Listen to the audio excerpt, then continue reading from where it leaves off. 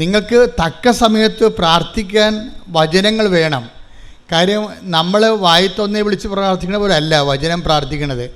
വചനം പ്രാർത്ഥിക്കുമ്പോൾ വചനത്തിലുള്ളത് എല്ലാം ദൈവത്തിൻ്റെ വാഗ്ദാനങ്ങളാണുള്ളത്.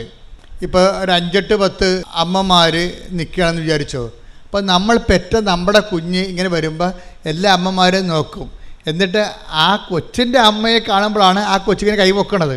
അപ്പോൾ ഉടനെ അമ്മ വാരിയെടുക്കും അതിനെ. അതുപോലെ ചില വചനങ്ങൾക്ക് നമ്മളെ കാണുമ്പോൾ അഭിഷേകം ഉണ്ടാവും.